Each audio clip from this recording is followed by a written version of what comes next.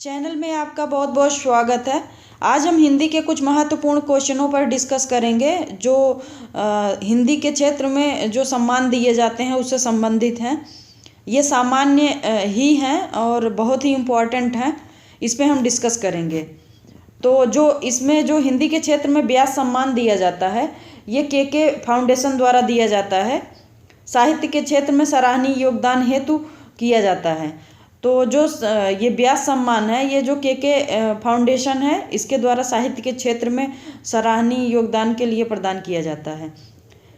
इसी तरह से आगे है सन 2011 की जो जनगणना है उसके अनुसार भारत में सर्वाधिक बोली जाने वाली क्रमागत कौन सी बोली है। तो इसमें पूछ रहे हैं कि जो जनगणना 2011 हुआ था तो उसमें जो भाषा के आधार पे था तो कहाँ कौन सी बोली कितनी बोली जाती है, कौन सी भाषा बोली जाती है, तो उसके बारे में है। तो सर्वाधिक जो बोली जाती है वो हिंदी है, हिंदी के बाद बांग्ला बोली जाती है, फिर तेलुगु है, तेलुगु के बाद मराठी है, मराठी के बाद तमिल है। ध्यान रखना ये क्रमागत है, सबसे ज़्यादा कि कौन सी भाषा बोली जाती है उससे कम, उससे कम, उससे कम, सबसे कम।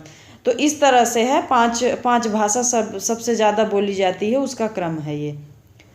आगे है बिहार हिंदी संस्थान द्वारा, बिहार में जो हिंदी संस्थान है उसके द्वारा दिया जाने वाला सर्वोच्च जो सम्मान है वो राजेंद्र सम्मान है। जो साहित्यिक सम्मान दिया जाता है तो वो है राजेंद्र सम्मान, बिहार के द्वारा जो दिया जाता है। इसी तरह से है आगे राष्ट्रभाषा की जगह हिंदी ही ले सकती है, कोई दूसरी भाषा नहीं। तो ये कौन कहे हैं कि राष्ट्रभाषा की जगह हिंदी ही ले सकती है, कोई और भाषा नहीं, ये बोले हैं महात्मा गांधी। आगे है हिंदी का भविष्य उज्ज्वल है, यह विश्व की सांस्कृतिक भाषा है। तो कौन बोला है, ये पंत जी बोले हैं। भाषा की एकता के लिए आवश्यक है कि सभी भाषाएं नागरी लिपि अपनाएं, ये कौन बोले हैं, ये विनोबा भावे जी बोले हैं। चलते हैं आगे।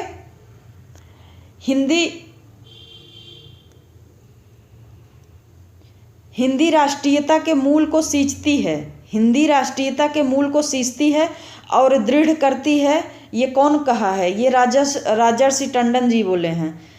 हिंदी की प्रगति से देश की सभी भाषाओं की प्रगति होगी, डॉक्टर जाकिर हुसैन द्वारा कहा गया है। प्रांतीय ईर्ष्या द्वेष दूर करने में जितनी सहायता हिंदी प्रचार से मिलेगी उतनी दूसरी चीज़ से नहीं। तो ये बोले हैं सुभाष चंद्र बोस। साहित्य अकादमी पुरस्कार की स्थापना कब की गई, तो ये हुआ था 1955 में। इसी तरह से आगे है यह पुरस्कार, साहित्य अकादमी पुरस्कार अंग्रेजी साहित्य मान्यता प्राप्त 22 भाषाओं पर 5 वर्ष से उत्कृष्ट योगदान हेतु प्रदान किया जाता है। तो ये जो साहित्य अकादमी पुरस्कार है ये अंग्रेजी सहित मान्यता प्राप्त, मतलब जो संविधान की 8वीं अनुसूची में जो 22 मान्यता प्राप्त भाषा है, इस 22 मान्यता प्राप्त भाषा में किसी भी भाषा पे जो 5 वर्ष से लगातार उसमें एक बहुत अच्छा योगदान किया जा रहा है तो उस क्षेत्र में ये पुरस्कार दिया जाता है।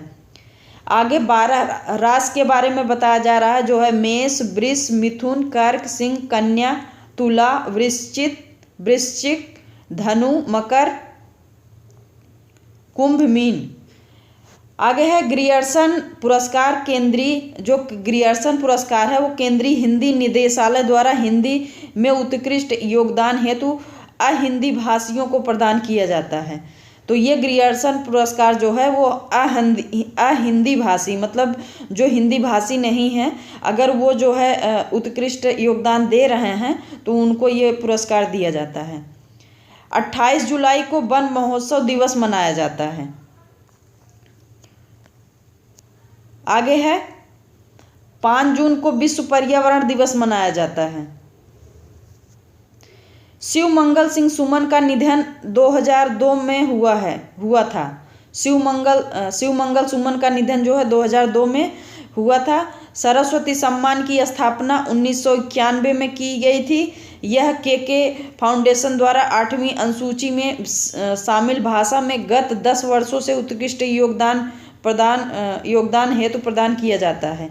तो ये जो सरस्वती सम्मान है ये भी के फाउंडेशन द्वारा प्रदान किया जाता है।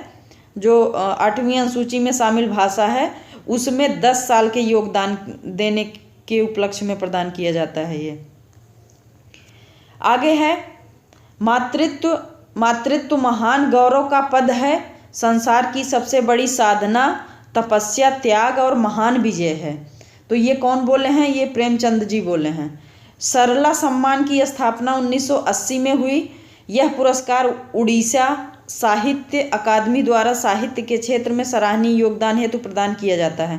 क्वेश्चन बन सकता है कि जो सरला सम्मान है ये किस क्षेत्र में दिया जाता है? तो ये दिया जाता है साहित्य अकादमी क्षेत्र में दिया जाता है।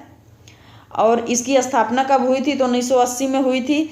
ये कौन देता है? तो उड़ीसा साहित्य अकादमी है ये देती है। उड़ीसा नहीं, ओडिशा है। इसी तरह से आगे है संविधान के अनुच्छेद 343 के अनुसार संघ की राजभाषा हिंदी और लिपि देवनागरी है। जो अनुच्छेद 43 है उसमें ये है कि संघ की जो राजभाषा है वो हिंदी और लिपि जो है देवनागरी है। प्रोफेसर तोशियो तनाका ने भीष्म साहनी के तमस का जापानी में अनुवाद किया है। तो जो भीष्म साहनी का तमस रचना है उसको जो है प्रोफेसर तोशियो तनाका ने जापानी भाषा में अनुवाद किए हैं। इसी तरह से आगे चलते हैं। प्रोफेसर कोगा ने जापानी हिंदी कोश की रचना की है। तो जो प्रोफेसर कोगा हैं ये जापानी हिंदी कोश की जो है रचना किए हैं। कभी कभी क्वेश्चन बन जाता है कि जो जापानी हिंदी कोश है उसकी रचना कौन किए हैं? तो ये प्रोफेसर कोगा। तो कोगा ने गांधी जी की आत्मकथा का अनुवाद किया है। कोगा ने गांधी जी की आत्मकथा का अनुवाद किया है। तो जो गांधी जी की आत्मकथा है उसका अनुवाद भी यही किए हैं। एक भाषा को दूसरे भाषा में प्रस्तुत करना अनुवाद कहलाता है। एक भाषा को दूसरी भाषा में प्रस्तुत करना अनुवाद कहलाता है। तो कभी कभी परिभाषा आती है, सिंपल है कि अनुवाद किसे कहते हैं? तो एक भाषा को दूसरे भाषा में प्रस्तुत करना ही अनुवाद कहलाता है। जिस भाषा का अनुवाद किया जाता है उसे स्रोत कहते हैं। इसी तरह से आगे है जिस भाषा में अनुवाद करते हैं उसे लक्ष्य कहते हैं। तो आगे है अनुवाद करने वाले को अनुवादक कहते हैं। ये तीनों सिंपल था। 8वीं अनुसूची में वर्णित 22 मान्यता प्राप्त भाषाओं को बोलने वालों की संख्या कितने परसेंट है? तो इसमें ये पूछना है कि जो संविधान की 8वीं अनुसूची है जिसमें 22 मान्यता प्राप्त भाषाएं हैं वो सारी भाषाओं का बोलने का जो प्रतिशत है वो कितने प्रतिशत है? तो ये 90% है। कविता में चित्रात्मक वर्णन को बिंब कहते हैं। कविता में जो चित्रात्मक वर्णन होता है उसको क्या कहते हैं? तो उसे बिंब कहते हैं। 1982 ईस्वी में यामा पर ज्ञानपीठ पुरस्कार प्रदान किया गया।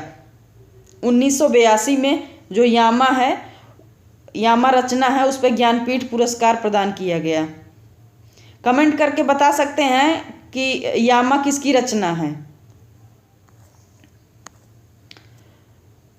आगे है वृंदावन लाल वर्मा को सर वाल्टर स्कॉट कहा जाता है। जो वृंदावन लाल वर्मा जी हैं तो इनको सर वाल्टर स्कॉट कहा जाता है। तो ये बेसिक से क्वेश्चन रहे जो पुरस्कार हिंदी के क्षेत्र में दिए जाते हैं। हमें उम्मीद है आपको ज़रूर पसंद आया होगा। यदि पसंद आया हो तो वीडियो को लाइक करें, चैनल को सब्सक्राइब करें, कमेंट और शेयर करना ना भूलें। धन्यवाद।